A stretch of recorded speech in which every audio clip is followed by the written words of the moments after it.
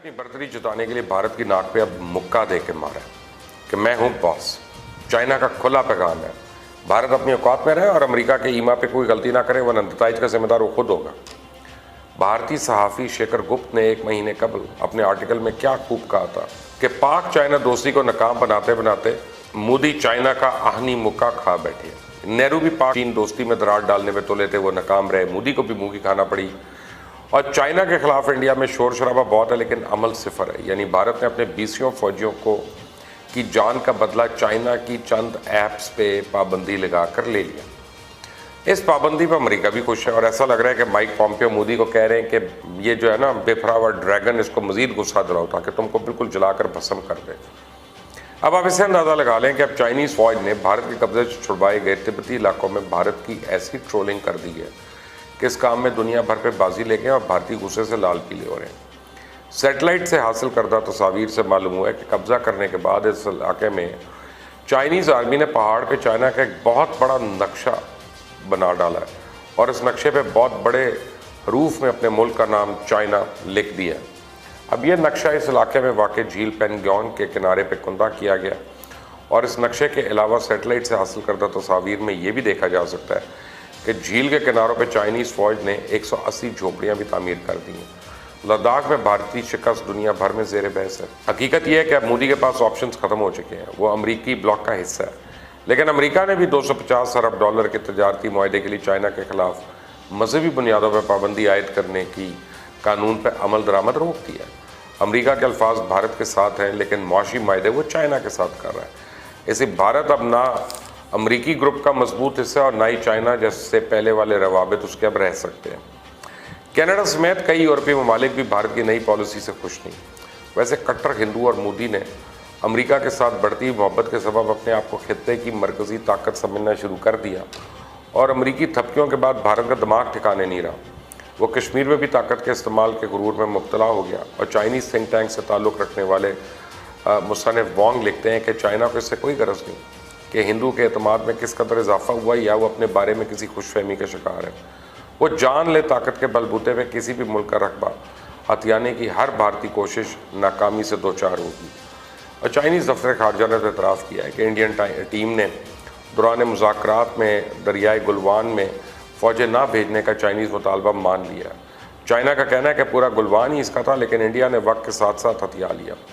लातों के बूत बातों से काम मानते हैं, अब मान गए हैं। इस वक्त इंडियन फ़ौजें दरियाए गुलवान की जानिब अपनी साइड पे हैं, यानी भारत पूरे गुलवान से दस्तबरदार हो गया। बल्कि अब तो कुछ इतलात है कि भारत चाहता है कि गुलवान को बफर जोन बना लिया जाए। इससे पहले भारत की ख्वाहिश थी कि अक्साई चीन जो है वो बफर जोन हो। चाइना ने गुलवान के मज़कूरा इलाकों में इंडिया की जानिब से बनाए गए स्ट्रक्चर्स में भी मलिया मेट करने का मुतालबा कर दिया। इंडिया ये मान गया। मोदी हाथ जोड़कर माफ़ी मांगने को भी तैयार है, लेकिन जैसा मैंने आपको गुज़िश्ता रोज़ वीडियो में बताया था ना, यहाँ मामला हल भी हो गया तो कहीं और नया फड्डा शुरू हो जाएगा, क्योंकि इस बार चाइना का मूड कुछ और दिखाई दे रहा है। क्योंकि बीजिंग के जहन में अब ये बात बैठ चुकी है कि भारत अब महज हरीफ नहीं रहा बल्कि दुश्मन बन चुका है।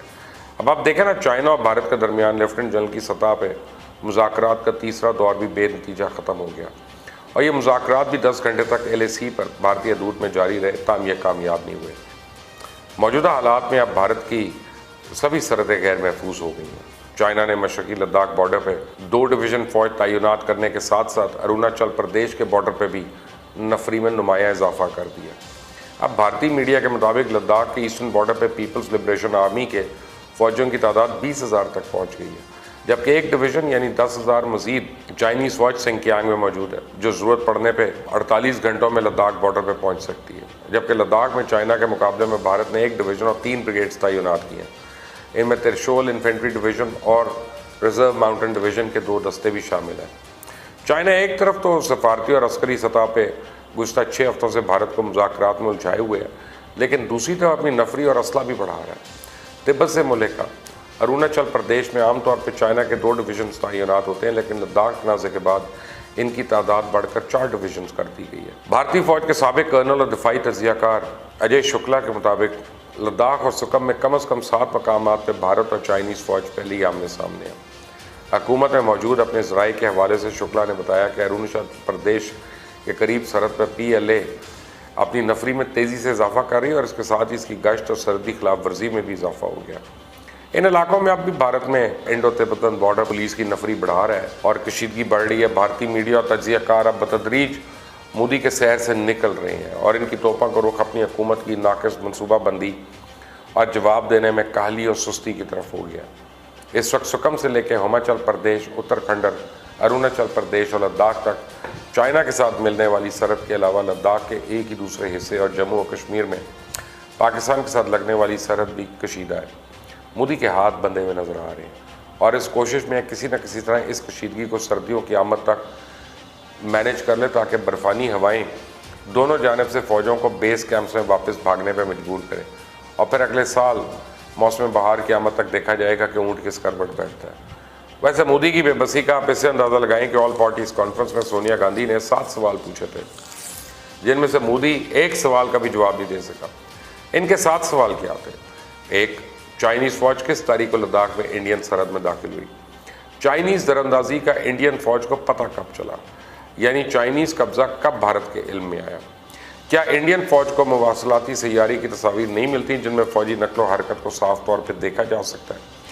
क्या हमारे खुफिया इदारों ने भी सरहद पर गैर मामूली सरगर्मी से आगाह नहीं किया? क्या इंडियन मिलिट्री इंटेलिजेंस ने भी दोनों जानिब से होने वाली फ़ौज के इज्तिमा से आगाह नहीं किया? हुकूमत इसे इंटेलिजेंस की नाकामी समझती है या नहीं? क्या चाइनीज़ फ़ौज 5 मई को ही इंडियन इलाके में दाखिल हुई जैसा कि कहा जा रहा है? हम अपनी फ़ौजी तैयारियों के बारे में जानना चाहते हैं। 2013 में माउंटेन स्ट्राइक कोर और 2 माउंटेन इन्फेंट्री डिविजन्स बनाने का फैसला किया गया था, इन पर कितना अमल हुआ? और सोनिया गांधी की ये सवाल मोदी, भारतीय फ़ौज और भारतीय इंटेलिजेंस इदारों के मुंह पे एक ज़ोरदार थप्पड़ है अगर को महसूस करे तो। आखिर में मैं पाकिस्तान के हवाले से 2 फेक न्यूज़ का जिक्र अदा करता चलूँ जो भारत में बड़े ज़ोर शोर से फैलाई जा रही है। तो दूसरी जानिब चाइना के हाथों भारतीय फ़ौज जो मुसलसल शिकस्त खा रही है और भारतीय हुकूमत अपनी आवाम को हकीकी सूरत हाल से बेखबर रखना चाहती है। वो अपनी राय आमा को गुमराह कर रही है और इस मकसद के लिए भारतीय मीडिया अपनी हुकूमत का अलहकार बन गई है। भारतीय ज़राए अबलाग की यह खबर कि वो खुद भारतीय इस्टेब्लिशमेंट ने दी है 100% झूठ पर मबनी है कि लद्दाख पर बरसरे पैकार चाइनीज़ फ़ौज के साथ कोई पाकिस्तानी जवान मौजूद है।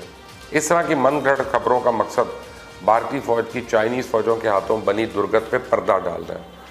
चाइनीज़ से मार खाने के बाद भारत की तारीख से लद्दाख की सूरत हाल इसका तसलसल है। पाकिस्तानी दिफाई ज़राए ने इन खबरों पर तबसरा करने से इनकार करते हुए कहा कि सफ़ेद झूठ पर क्या तबसराकारी हो सकती है।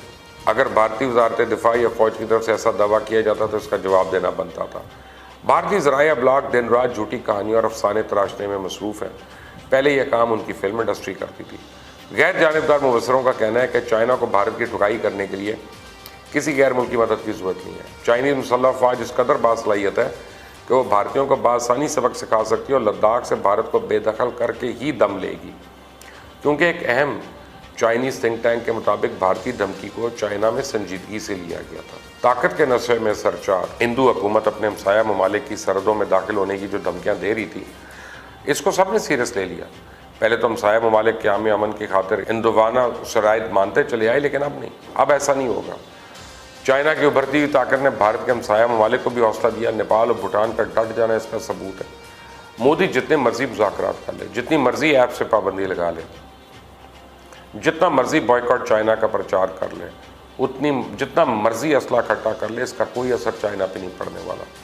इस बार भारत का टूटना तय है। लिख लें अपनी अपनी किताब पे, याद कर लें आज 2 जुलाई है 2020 और मैंने आपको कहा था कि आप बहुत जल्द ये खबरें सुनेंगे कि भारत टूट रहा है। और इंशाअल्लाह, क्योंकि उसके करतूत ऐसे हैं, उसके करतूत ऐसे हैं कि हमसाया ममालिक में जो है वो टेररिस्ट एक्टिविटीज़ में मुलव्वस है। खुद पाकिस्तान के अंदर उनकी टेररिज्म रिलेटेड एक्टिविटीज़ जो हैं उसका वो बरमला कई दफ़ा कई डिफरेंट लेवल्स पे इतराफ़ कर चुके हैं और बड़े फ़ख्र से वो कर चुके हैं। भूटान में कर रहे हैं, श्रीलंका में कर रहे हैं, नेपाल में कर रहे हैं। और इसके अलावा जो भारत के दाखिली मसाइल हैं, जिस तरह से वहाँ अक़लियतों के साथ हो रहा है, ये हो नहीं सकता कि ये आतिशफ़शान लावा जो है ये फटे ना। पक रहा है और फटने के करीब है।